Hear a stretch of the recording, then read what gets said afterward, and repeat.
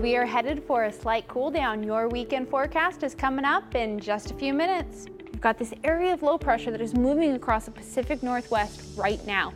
Over the next 24 hours, it is going to move south very quickly, settling into our region by tomorrow evening. In total, this took about 30 people 3.5 hours to get this tree to the top of Camelback Mountain. Here at Wet and Wild, there's thousands of gallons of water to keep you cool. At up to 70 pounds, these turnouts are built to keep the heat out. But as a result, their bodies aren't able to cool down. Tomorrow morning, we are back to school and back to work, and it's going to be a chilly morning for those kids at the bus stop. 7 a.m. we'll be sitting at 57 degrees. I'm Emily Blume, live in Flagstaff. We are tracking this winter storm, what that means for tourism up here in Flagstaff, and our water supply down in Phoenix. Coming up next. If you're in the market to buy a new home, it may be better to make that move sooner rather than later. And that is because the experts are predicting the cost of building a brand new home just like this one, are about to go way up. A live look out from our Phoenix Tower cam. We are currently sitting at 70 degrees. The humidity at the moment is 32%. We have a little bit of a weather maker headed our way, and we'll get there in just a moment. But first, let's take a look at those temperatures across the state. We are sitting at 78 degrees under partly cloudy skies. Our temps across the state at the moment, we've got 61 in Show Low, 76 down in Tucson, 59 up at the Grand Canyon, and 82 for those of you in Lake Havasu. Taking a look at our temps across the country, perhaps you have some travel plans with the upcoming holiday. Chicago, you are sitting at 34 degrees. We've got 54 in New York, 40 in Portland, and 44 in Denver. Taking a look at our satellite and radar, we've got a little bit of a low pressure system right now passing over Chicago, Toronto, and is going to be moving into the northeast part of our country in the coming days. We've also got a little bit of a weather maker up here in the Pacific Northwest. These are some regions that you're going to want to keep your eye on because there could be flight delays associated with these weather systems. Back here at home, it's going to be a warm one for us.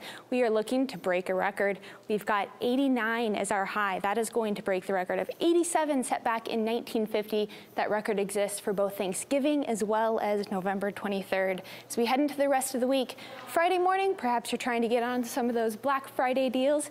You're going to want to pack a jacket with you. We're starting off the morning at 58 degrees. As we head into the rest of the week, we're really looking to hold on to these temperatures well above average, mid to upper 80s with our overnight lows in the upper 50s. For Cronkite Weather, I'm Emily Blume.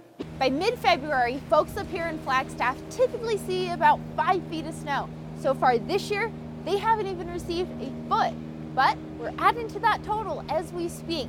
Take a look at this. Adam Skalberg just moved to Flagstaff from Washington. Because I had heard it was a snow town. But this isn't quite what he was expecting. Wow. I wish I was here earlier. Despite hearing the winters in this mountain town typically offer much more snow than this, he's staying positive. They've been blowing snow like crazy, so they did a really good job at keeping the mountain open this year. And while downtown Flagstaff has been teased with a mix of rain and snow all day, just up the hill at Snow Bowl, they're getting snow. And that snow is the powdery, fluffy, white snow that is so fun to ski on. For the businesses up here, snow equals money. And we're actually down only about 2%. Meg Roeder with the Flagstaff Convention and Visitors Bureau admits restaurants and hotels are hurting a bit, making today's snowfall a welcome sight. We're so grateful to have it coming down as we speak. It should turn to snowflakes any second. So even though Arizona's winter destination has had a lackluster snow season so far, come on down. It's still fun. A day on the mountain's better than a day not. Flagstaff is set to get about 4 inches of snow tonight, and then by Wednesday as round 2 moves in, they could get a few more inches on top of that. Reporting in Flagstaff, I'm Emily Blume. Cronkite News reporter Emily Blume is in the studio to throw some shade on the situation.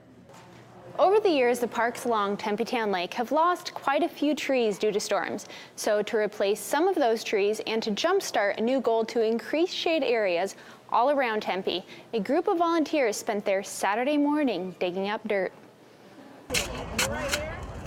parks along Tempe Town Lake are due for some improvement.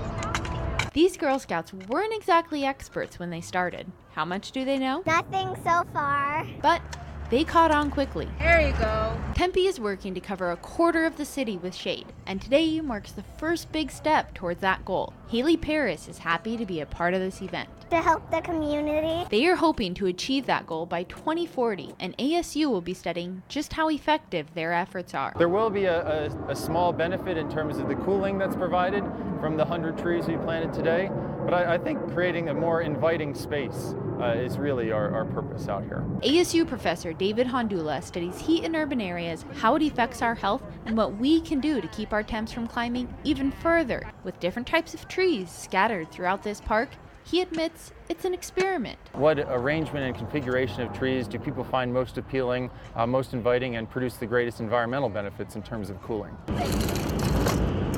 This is a longer-term project. It's going to take a long time for these little guys to grow into be big, beautiful trees. So maybe by the time these girls are ASU bound themselves, they'll begin to see the fruits of their labor.